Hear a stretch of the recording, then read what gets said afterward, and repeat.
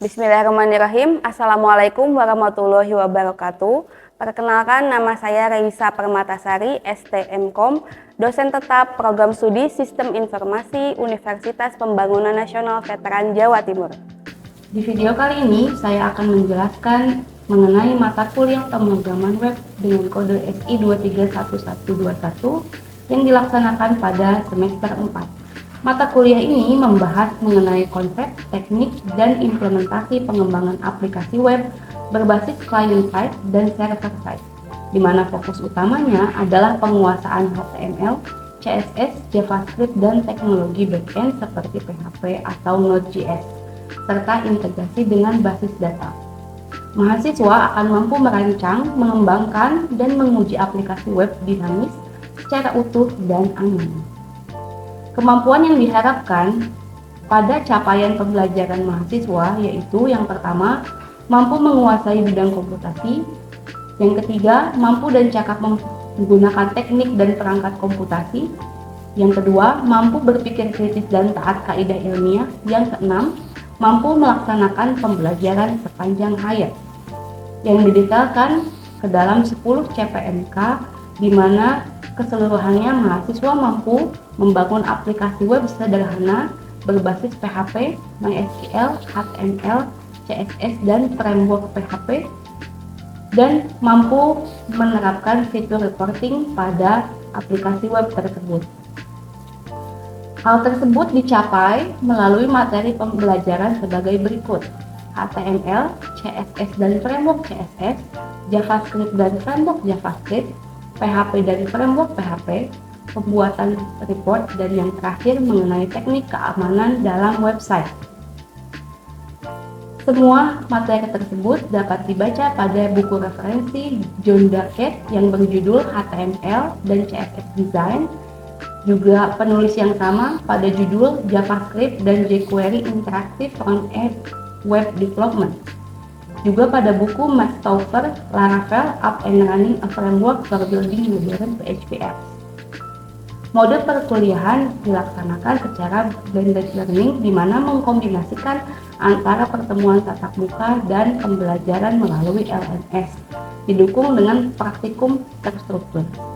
Metode pembelajaran dilaksanakan secara project-based learning, di mana mahasiswa membangun proyek aplikasi web sebagai tugas akhir. Dosen di dalam kelas melakukan ceramah interaktif didukung dengan demonstrasi coding langsung. Interaksi di dalam kelas selain tatap muka juga didukung dengan adanya forum diskusi melalui LMS maupun grup kelas. Didukung juga dengan adanya kolaborasi proyek di mana mahasiswa dapat berinteraksi dengan temannya hingga presentasi proyek akhir. Sistem penilaian mata kuliah ini yang pertama yaitu tugas individu dan kelompok sebanyak 30%, UTS 20%, UAS 20%, dan proyek akhir aplikasi web 30%. Adapun indikator penilaian yaitu kemampuan menerapkan konsep HTML, CSS, dan JavaScript, juga ketepatan penggunaan bahasa pemrograman server-side, efektivitas integrasi database, kualitas rancangan UI/UX, dan responsivitas aplikasi, ketepatan dan kelengkapan fungsi aplikasi dalam proyek akhir, dan yang juga penting yaitu keterlibatan aktif dalam diskusi, praktikum, dan kolaborasi proyek. Berikutnya akan dilanjutkan dengan video pengajaran di dalam kelas. Bismillahirrahmanirrahim. Assalamualaikum warahmatullahi wabarakatuh. Waalaikumsalam warahmatullahi wabarakatuh. Selamat siang semuanya. Hari ini kita bertemu lagi di pertemuan kedua ya untuk mata kuliah pemrograman web. Di pertemuan kedua kali ini kita akan mempelajari HTML. Namun sebelum kita memulai perkuliahan, ada baiknya kita mulai dengan doa sesuai dengan agama dan kepercayaan masing-masing. Berdoa dulu. Berdoa selesai. Baik, sebelum kita masuk ke materi, kita review dulu yuk materi yang ada di minggu pertama kemarin ya. Saya harap masih pada ingat nih. Minggu lalu kita belajar apa ya? Minggu lalu ada yang masih ingat kita belajar apa? Website. Terus apa? internet, terus apalagi tentang front-end developer, terus temennya back-end. Masih pada fresh ya ingatannya. Nah, kita akan lanjutkan topik tersebut khususnya di pembuatan website yang menggunakan HTML. Sedangkan website, kalau kita analogikan, ini website itu seperti rumah ya, seperti rumah yang ada banyak gitu. Kan kalau kita di browser gitu, kalau kita ada tahu alamatnya, kita bisa mengakses website apapun ya, ada banyak gitu. Nah, rumah itu kan pasti berdiri di sebuah tempat ya, di sebuah tempat di tanah gitu ya. Nah, itu kita analogikan hosting itu wadah atau area supaya si rumah atau website itu bisa berdiri. Sedangkan internet itu jalannya. Kita nggak bisa akses, kita nggak bisa datang, kita nggak bisa melihat rumahnya kalau nggak ada internet sebagai jalannya. Nah, terus domain itu www apa itu namanya domain ya, .com.id itu namanya domain. Itu alamatnya. Kita kalau udah punya jalan, ada tempatnya fisiknya, tapi kita mau menuju yang mana kalau nggak ada alamatnya, nggak bisa ya. Jadi kurang lebih hubungan antara hosting, website, internet, dan domain seperti itu ya. Biar lebih kebayang ya hubungannya kalau kita analogikan menjadi sesuatu yang ada di kehidupan kita. Nah, lanjut mengenai website. Di minggu kedua kali ini kita akan membangun rumah ini, membangun si website sebagai analogi rumah lagi. Nah, rumah itu ibaratnya dibangun oleh HTML dan CSS. Nah, yang kita akan pelajari sekarang, si HTML itu adalah kerangka dari rumahnya. Karena tampilan secara fisik ya, secara fisik itu dibangun oleh CSS ya. Jadi HTML sendiri itu kerangkanya. Bagaimana bisa berdiri kokoh, strong gitu ya, baru nanti dipercantik sama CSS. Kita pelajari tentang CSS minggu depan. Oke, biar fokus kita masuk ke HTML dulu dan definisinya. HTML atau Hypertext Markup Language itu adalah bahasa markup yang digunakan untuk membuat dan menata struktur halaman web. Ini saya kasih bold markup. Kenapa? Karena HTML ini bukan bahasa pemrograman ya. Dia tidak mampu memberikan logika, menghitung seperti kalian belajar di mata kuliah semester sebelumnya. PHP, Java, Python, dia bisa ngitung ya, bisa dikasih logika lah gitu ya, dikasih sebuah proses. Ini enggak, HTML tidak bisa seperti itu. Dia hanya untuk struktur. Kayak tadi seperti saya bilang, dia ngasih rangka aja seperti itu. Jadi untuk memberikan supaya rapi gitu. Fungsinya selain supaya terstruktur, dia supaya bisa menandai konten, terus nanti bisa bikin link dan bisa menyediakan informasi tambahan atau metadata. Nah, khususnya metadata ini nggak kelihatan langsung di website. Jadi informasi yang ada di coding websitenya, tapi hanya bisa dibaca oleh browser kalau bisa dicari oleh search engine. Jadi keyword-keyword yang tersembunyi yang hanya bisa dibaca oleh browser. Nah, kita lanjut ke anatominya, strukturnya HTML itu biasanya gimana sih?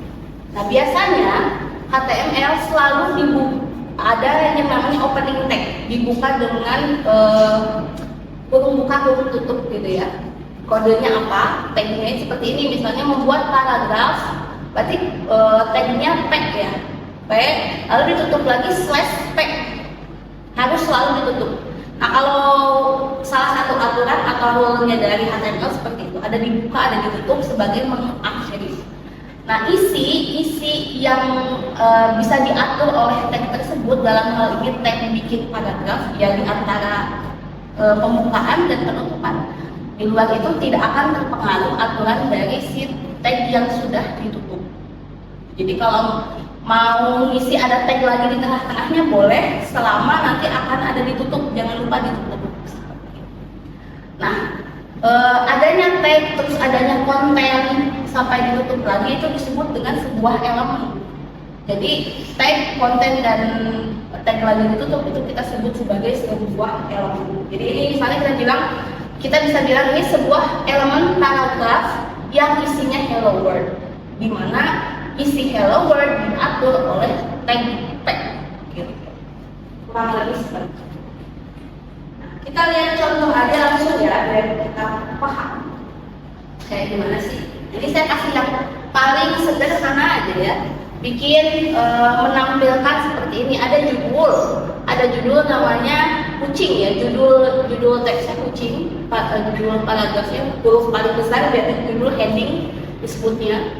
Terus ada paragraf itu kan sesuatu yang lebih dari satu baris ya, dari banyak terdiri dari banyak kata. Terus ada poin-poin ya, ada poin-poin di situ jenis-jenis kucing, ada Angora gitu ya, dan sebagainya, Persia dan sebagainya, dan ada gambar. Oke, ini yang paling sederhana dulu. Untuk bisa menampilkan tampilan seperti ini, yuk kita bedah dalamnya coding ini gimana. Kita lihat, kita tadi ada judulnya. Sebelum kita bikin dulu judulnya, kita perlu tahu kalau HTML yang paling atas itu harus selalu dimulai dengan mendefinisikan kalau file ini adalah file codingan HTML. Karena nanti diakses sama browser, tahu ini file HTML, cirinya ada tag dibuka namanya doc.html. Itu dia ngasih tahu dulu gitu. Lalu struktur paling awal itu dimulai dengan, kalau sama kayak manusia, di atas kepala dulu, ini juga sama, dimulai dengan head ya. Selalu seperti itu. Habis mengenalkan ini nama filenya, lalu ada head. Di dalam head ini biasanya isinya berjudul tentang judul tabnya yang muncul di browser ya, yang muncul di atas browser nanti. Nah, itu title dari si tabnya. Sedangkan kalau mulai isinya, tadi yang isinya judul tadi, kucing kan, kucing itu kita pakai heading. Heading itu ada beberapa level, ada yang paling besar sampai paling kecil. Kalau kita pakai yang paling besar, berarti kita pakai heading pertama alias H1. Kalau mau lebih kecil lagi, ambil yang lebih bawah lagi, H2, H3 terus sampai H6 paling kecil. Tadi kan judulnya yang paling besar, jadi kita pakai H1. Lalu bikin paragraf. Nah, kalau paragraf langsung saja masukkan paragrafnya di antara tag ditutup dengan tag lagi. Ini baru judul dan paragraf. Terus bikin yang poin-poin gimana? Apakah langsung copy paste teks terus bikin poin kayak di Microsoft Word? Nah, ternyata enggak copy paste ininya ya, enggak copy paste strip bintang gitu, enggak seperti ini. Tapi ada namanya tag UL, lalu ada link. Nah, ini maksudnya bikin list. Jadi si tag UL itu dia menandakan mau bikin list UL itu. Nah, listnya si poin-poinnya tag yang link. Jadi kita ngasih tahu dulu kalau mau bikin list pakai tag UL. Ya. Itu ada tag UL. Terus pertama tadi kan poinnya Angora ya, pertama kali kita kasih tulis di Angora, tutup, jangan lupa. Li Persia, tutup lagi. Li Siam, tutup lagi. Li Mengkun, tutup lagi. Selesai, jangan lupa listnya ditutup lagi. Yang mana listnya? Tadi UL ya, ditutup lagi. Nah, selesai, jadi nggak mau ada list lagi. Nah, sedangkan kalau gambar, ini kan masih heading, oke lah kita pakai heading lagi. Kalau yang gambar, ini juga nggak bisa langsung di copy paste, ada di insert, di HTML, ada gitu. Tapi kita memasukkan link, jadi gambar itu dianggap nge-link ke suatu lokasi di mana gambar itu berada. Nah, dalam hal ini kita anggaplah ngambil gambar si kucingnya, saya ngambil dari website png3.com. Nah, di refer gambarnya sampai ke filenya berada sampai .png-nya.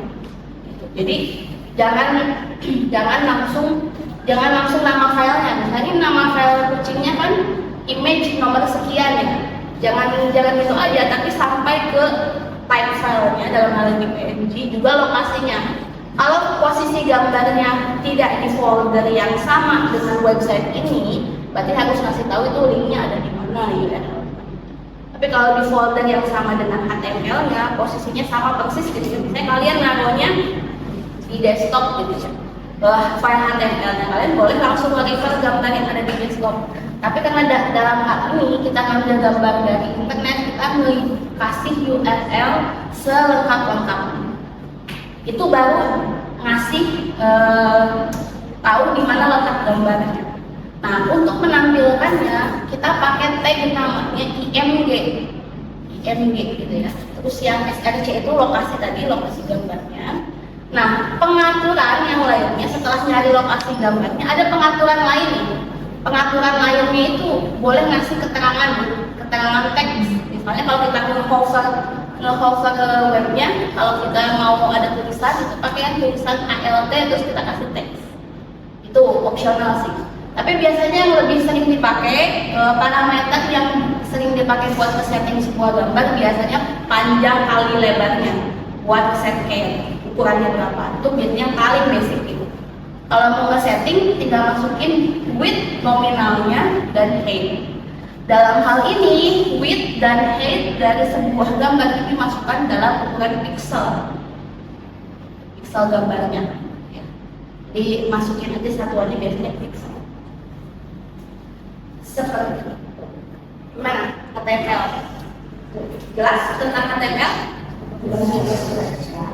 Oke, kalau kalian mau lebih banyak lagi, tag tambahannya sebenarnya masih ada banyak sih yang tadi belum. Contoh ya, nanti bisa dicoba bikin form, bikin inputan. Nah, ini tag-tag tambahan yang sering banget dipakai. Tadi kan baru list, judul, teks sama gambar ya. Nah, ini tag yang paling sering dipakai biasanya dalam bentuk form, bikin kayak teks inputan gitu ya. Nah, kalau inputan itu biasanya kita kasih tag sama input juga. Terus ngatur perbedaannya di mana? Atur perbedaannya nanti di type-nya. Jadi kita bikin buka dulu tag input, jangan lupa ada settingan type-nya apa, misalnya text, checkbox, radio. Nanti si HTML-nya akan ngasih area mengconvert itu menjadi sebuah area inputan tersendiri. Kalau teks ya bentuknya akan jadi inputan, kalau checkbox jadi checklist nanti, kalau radio button ya bulat ini ya. Nah, seperti kita tahu kalau misalnya teks nanti bisa boleh diisi free ya, bebas apapun itu. Kalau checkbox sama radio button kira-kira mana yang bisa dipilih? Cuma satu, radio atau checkbox? Harus satu dipilih. Radio ya. Kalau checkbox kan boleh lebih dari satu. Nah, kayak gitu. Jadi pemilihan itu tipenya tergantung dari kalian mau memilih apa. Kita lanjut ke validasi HTML. Ya, validasi. Ini kenapa saya jadi sebuah topik tersendiri ya? Karena penting juga untuk diketahui. Jadi bukan cuma di mata kuliah ini bukan cuma bisa teknik saja, tapi juga bisa bagaimana membuat sebuah website yang aman. Nah, kita ambil contoh dulu gimana sih caranya ngevalidasi formulir. Nah, kalau validasi formulir ini biasanya untuk memastikan data yang dimasukkan pengguna itu valid dan sesuai dengan yang diharapkan. Seperti tag-tag yang saya informasikan tadi, setiap tag punya tujuan tertentu kan. Nah, itu kita sebagai programmer harus memastikan penggunaannya valid, informasi yang masuk valid juga ya kan. Di mata kuliah logika algoritma mungkin kalian sudah mempelajari kalau namanya informasi garbage in akan jadi garbage out. Kita kalau nggak difilter sama programmer dengan informasi sampah, bisa jadi materi akan diolah menjadi data sampah akan diolah menjadi informasi sampah juga. Kita nggak mau itu terjadi kan. Nah, caranya secara teknis programmer web itu harus men-set beberapa tipe itu required. Nah, required itu nanti kita diatur di settingan webnya gitu. Yang kedua, kita harus memahami pattern. Pattern itu menentukan pola yang harus diikuti oleh inputnya. Misalnya kalau ngomong tentang pattern ya, misalnya nomor telepon itu harus angka, harus set angka. Kalau misalnya ada yang set teks nanti informasinya salah dong, kan ya. Nanti kalau misalnya kita bikin action untuk tuple number tersebut jadi salah dong kalau teksnya. Nah, contohnya kayak gitu. Atau berdasarkan jenis tertentu, berdasarkan type, misalnya atribut seperti email, number, tadi sudah saya contohkan juga teksnya yang number di teks. Mungkin yang email sama date, kita akan lihat contohnya setelah ini. Saya akan contohkan sambil kalian menebak ya. Menebak, kalau kita bikin formulir kayak ini, misalnya formulir pendaftaran ada isinya nama lengkap, ada email, ada usia, ada password, dan ada tombol daftar. Ini yang paling bersih. Oke, kita lihat scriptnya. Kira-kira nih di nama lengkap ya, kalau jelas-jelas nama lengkap gitu ya. Ini yang paling gampang dulu deh. Kalau nama ini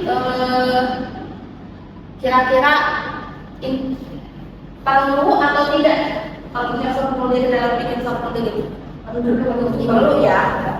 Kalau misalnya perlu, berarti diisi apa di atributnya? Izin menjawab Ibu, untuk nama itu diisi dengan required dikarenakan mungkin nama lengkap itu harus diperlukan untuk mengisi sebelum di-input KPU. Terima kasih atas jawabannya. Ya, betul sekali. Ya, jadi nanti tipenya harus required ya. Oke, sebelum saya buka, kita buka ya. Required itu artinya harus ada. Yang namanya juga daftar, berarti harus ada ya. Masa misi formulir nama lengkapnya tidak ada gitu ya. Nah, kita lanjut ke baris isian seterusnya. Email. Sama di email juga kita setting required ya. Tapi jenisnya kira-kira type-nya apa ya kira-kira? Ada yang tahu? Ada yang tahu? Ya, silakan. Itu bisa diisi dengan type sama dengan karakter email. Oh, type dan juga email. Ya. Oke, baik, kita coba lihat ya. Terima kasih jawabannya. Oke, benar ya. Ternyata ini type-nya email. Oke, kita lanjut lagi. Oke, yang terakhir ini password nih. Baru aja saya jelasin nih password. Password. Nah, kalau password ini apa juga yang harus disetting ya kira-kira? Ada yang mau jawab? Nah, itu saya jawab password itu kurang teksnya password dan minimal menghasilkan passwordnya itu biasanya 8 lainnya ada. Oke, baik. Terima kasih. Ya, benar sekali ya. Kalian sudah bisa menentukan berarti tipe-tipe yang sesuai untuk setiap teks ya yang ditentukan di atribut. Oke. Nah, kita akan lanjut ke validasi struktur dokumen. Yang penting kita harus menutup dan mengurutkan dengan benar dan memastikan atributnya benar ya. Oke. Kita lihat contoh terakhir deh. Mana kira-kira yang tidak valid? Ini di baris kemana? Keberapa ya? Ya betul. Kira-kira baris keberapa? Ketujuh. Benar betul. Kayaknya kalian udah bisa langsung menemukan ya. Nah, kalau diperbaiki kan berarti seperti ini ya. Harus ditutup. Jangan lupa. Nanti kalian bisa pakai tools ini berikut, ada validator di w3.org atau kalian install di VS Code-nya langsung ya. Jadi sambil loading kalian bisa langsung memvalidasi. Oke, baik. Yang terakhir ini materi jilid. Materi saya akan singkat saja. Ini seperti kita kerjakan di Google Doc ya. Google Doc ada version control-nya. Jadi bisa mengetahui siapa yang berkontribusi. Di Google Doc kan kalian bisa melihat ya siapa yang kontribusi, kapan kontribusinya. Jadi ada histori tercatat keluar, masuk, perubahan. Bahkan bisa balik lagi ke versi sebelumnya kalau adanya perubahan. Kita akan belajar teknisnya di pertemuan selanjutnya sekaligus ini akan jadi tugas yang saya jelaskan. Ini singkat aja mungkin contoh skenario-nya seandainya misalnya 3 orang ya, ada Alice, Bob dan Charlie. Ini sesuai nanti kerja kelompok kalian juga berkelompok 3 orang. Ini kalau misalnya bekerja sama pada sebuah proyek, Git itu digunakan untuk berkolaborasi ya, kuncinya untuk kolaborasi dan mengolah perubahan kode HTML. Jadi caranya nanti setiap ada perubahan harus mengkomit perubahannya, lalu akan submit pull dan request gitu ya, narik perubahan maupun menyetor perubahan. Nanti perubahan-perubahannya akan didiskusikan cabang mana yang akan digunakan untuk master utama dari webnya. Ini singkatnya saja, nanti penjelasan lebih detailnya akan ada video yang saya taruh di LMS ya, untuk yang khusus Git ini, karena itu akan lebih teknis. Baik, kelasnya sampai sini dulu. Ada yang mau ditanyakan? Mungkin pertanyaan?